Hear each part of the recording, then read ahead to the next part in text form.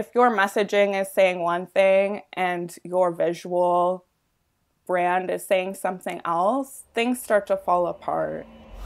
Hello, and welcome to Sink or Swim, a weekly podcast brought to you by Rentsync, where we take a deep dive into the PropTech, multifamily, and rental housing industry. In each episode, we uncover the technologies and strategies used to help overcome operational challenges and increase the value of your multifamily investments. So, let's get into our conversation today. Welcome back to Sink or Swim. I'm your host, Nicolina Savelli, and you're listening to Get Synced, where I take a tactical approach to helping those in multifamily improve their marketing and advertising efforts. And today, I have Rentsync's marketing designer, Kristen Cardwell, here to chat all about design and creating your multifamily property's brand identity. Welcome to the show, Chris. Thanks for having me. I'm excited. Now, before we get into today's conversation, do you mind expanding on that introduction for me to give listeners a better idea of your experience working at Rentsync and designing for the multifamily industry? Definitely. So I've been with Rentsync for just over 2 years now. I originally joined the team as the graphic and web designer for the client services side. So that means I was doing a lot of brand work and website design for our clients specifically. At the time, we didn't really have a designated designer for our internal marketing. So I took on a lot of that as well. And through that, I got the opportunity to work with the rebrand we did, which ultimately led me to this position as our marketing designer. Perfect. Thank you. That's great. So I've been kind of going down this road with my guests lately, and it's really pulling apart the layers of the marketing process from lead management, lead generation, and branding is a big part of that. So I thought it would be great to get a designer's perspective on how they navigate design for the multifamily industry. Now, we know, like you said, you've recently transitioned from our client services team to full-time marketing designer, but I know you have a lot of experience with designing for multifamily clients, from developing the look and feel of their brand to even the user experience for their website. So I kind of want to start off by asking you why it's so important for multifamily owners, operators, and marketers to consult with an industry expert on their branding and design. And maybe what are some of the key differences between a designer who understands the industry versus your standard ad agency? Yeah, for sure. So the client, it's always in their best interest in any industry really to work with marketers and designers who are specific to that industry. Right. So with brand and with any design related projects, the first step is always research, right? So you're researching the client, you're researching the industry, you're researching competitors, you're researching patterns and things that are working, things that don't work. Right. So when you work with an industry expert, that whole step of the process is already done for you. We already know what we're dealing with. Yeah, that's awesome. Yeah, that makes a ton of sense. So from your perspective, when should multifamily marketers start thinking about brand identity? And what are some of the first things clients should consider before coming to a designer and asking you, I want to create a brand identity. There are some things they should prepare in advance before contacting a designer. Yeah, absolutely. So the short answer to that is it's never too soon to start thinking about your brand. And you're kind of already doing it the minute that you're thinking about starting a business, the minute you're thinking of a new development or a new business venture. All of these questions we're wanting the answers to, you have the answers to. They're the who, what, where, when, and why. So these are the things that we're going to be asking, and you know the answers. It's when we get to the more visual things where clients start to feel a little underprepared. Right. But that's okay. You don't need to know what you're looking for necessarily. We're just asking the questions to get the ball rolling.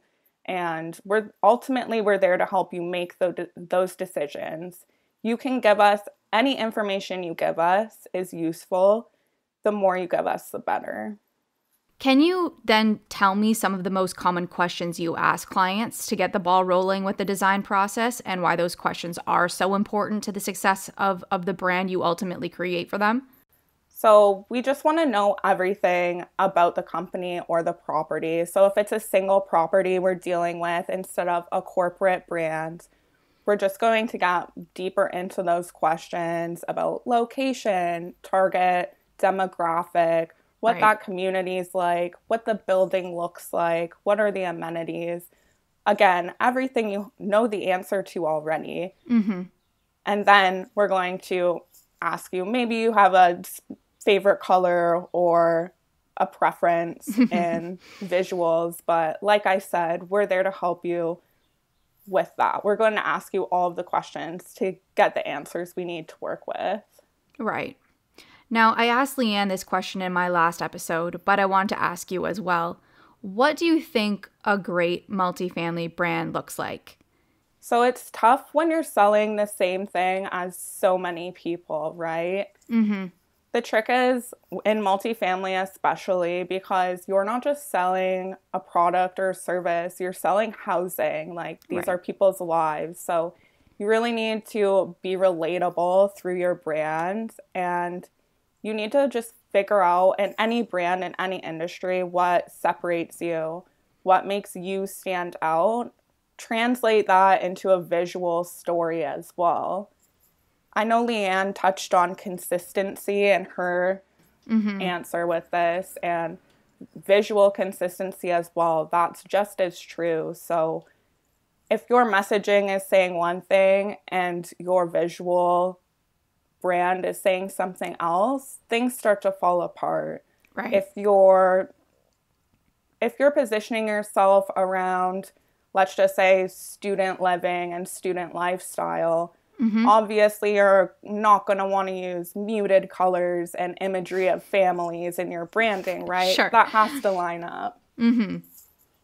Yeah, absolutely. So as a follow-up to that, how can multifamily brands really differentiate themselves in this industry because it is so competitive and everyone is basically offering one thing, which is a place to rent? So how do you go about differentiating those clients and making them stand out from each other? So like I said, it's about you have to know yourself and know your goal with your brand. So that's a huge thing that you definitely need to think more about. So once you find where you want to position yourself, let's just say it could be around anything, maybe your customer service or your property management team is your strong suit. Maybe the lifestyle you provide, maybe it's around location, but whatever that is what you're going to bring in visually and really just tie those together.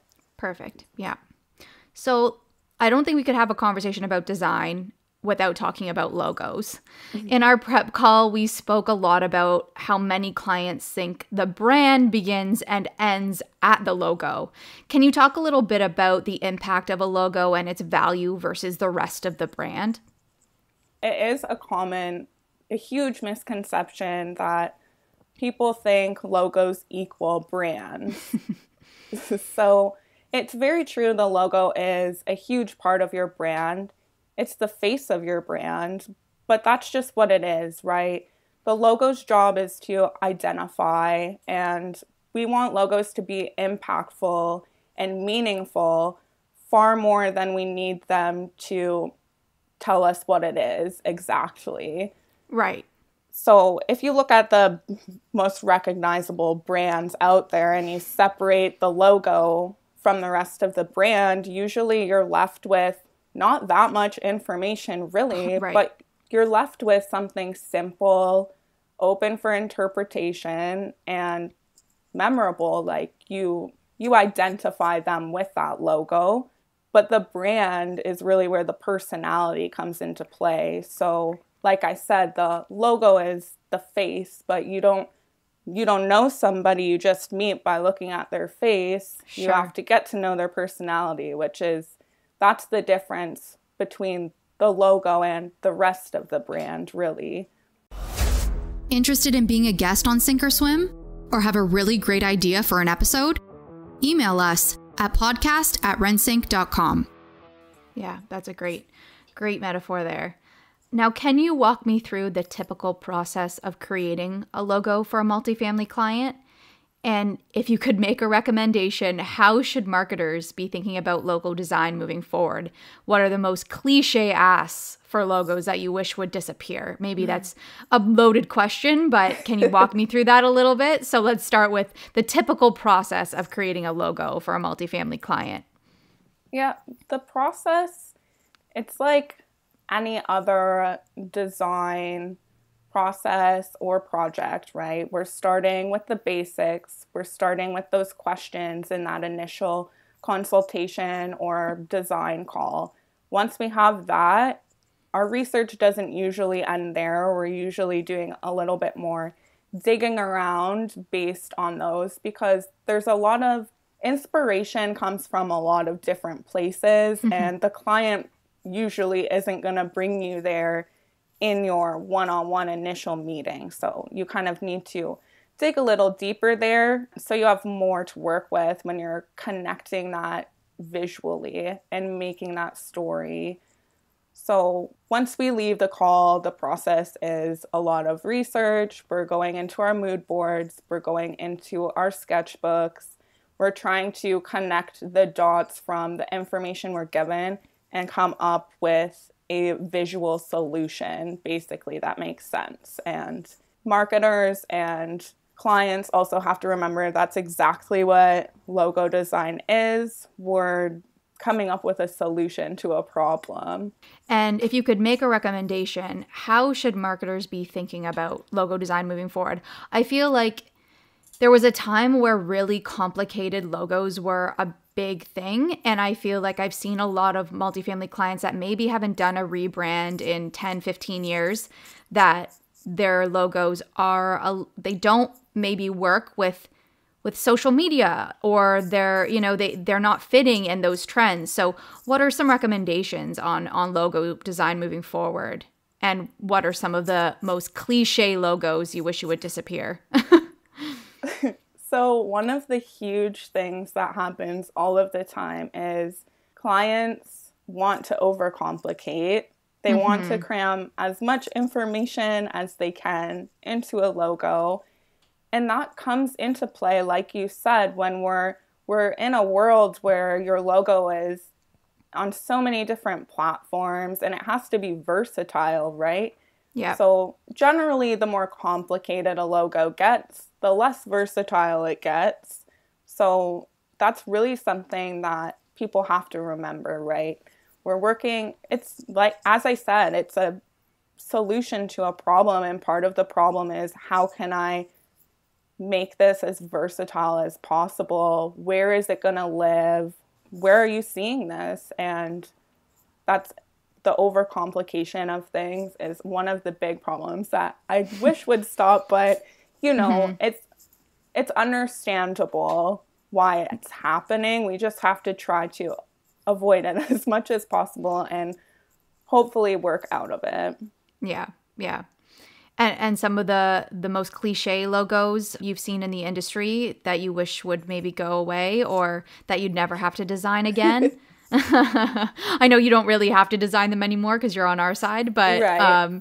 But from client services, I think that they could probably still feel the pain of designing, buildings in multifamily logos. I always say there's only so many ways that you can draw a building, right?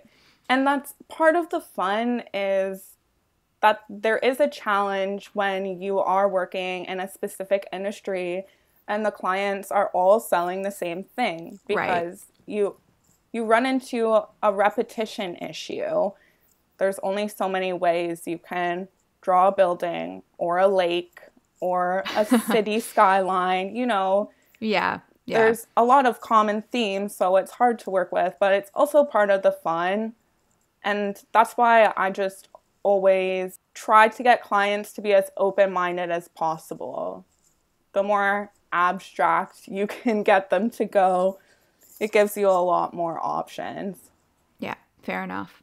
So let's talk a bit about websites and bringing your brand online. Obviously, that's a huge part of getting your properties visible today.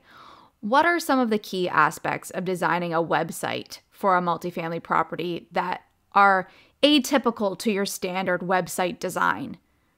Websites for multifamily are super cool. They're completely unique to other websites out there because they work with such unique components and functionalities.